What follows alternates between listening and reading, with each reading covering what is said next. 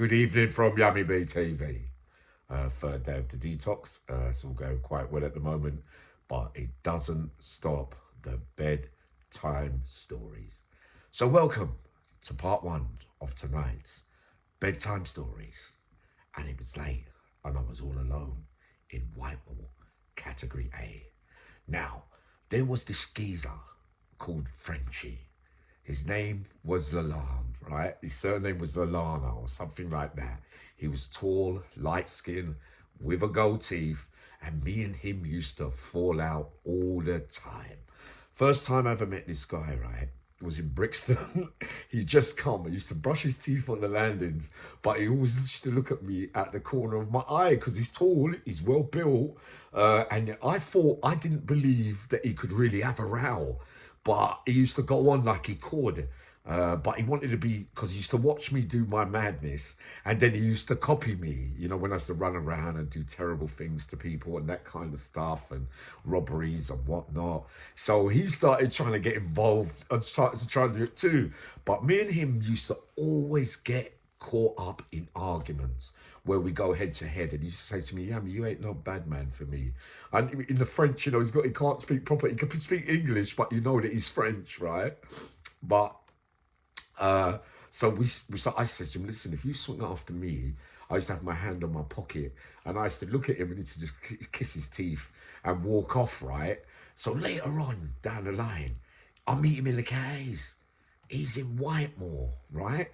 You know, in the sparring room, when everybody goes in and does the pads. Now, you know the story about me and Marvin's brother Barry, when me and Barry used to make me look good on the pads. Like, when I used to do them quick. Even Kevin Lane and Slaney and all the rest of them, and Ray, big geezer who got nicked for a reckless driving or something, but he was a cage fight, but he was good stuff. Ray, they will remember Ray, light skinned, locked on little dreadlocks, right, but built like a tank, a real handful, right?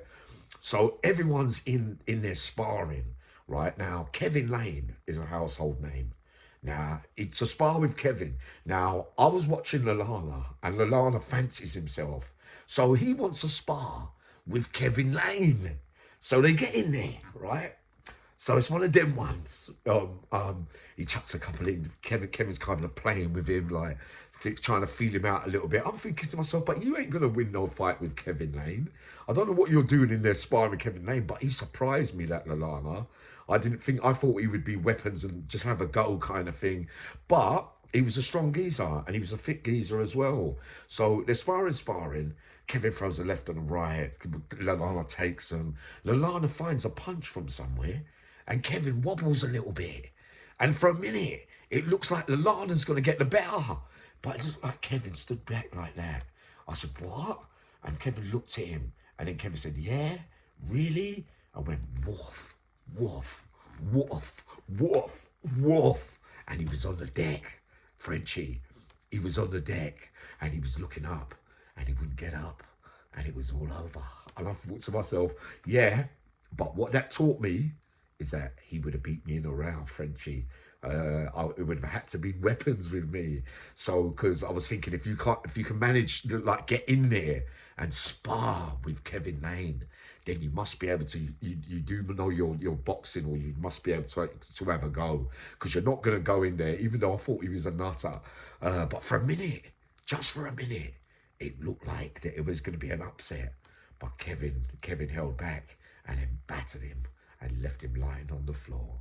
Part 2 coming up very soon. Bedtime stories. Part 2, Long Martin, coming up in a minute. Loads of love. Thank you lot for everything. You hear me? Third day of the detox. Getting better already.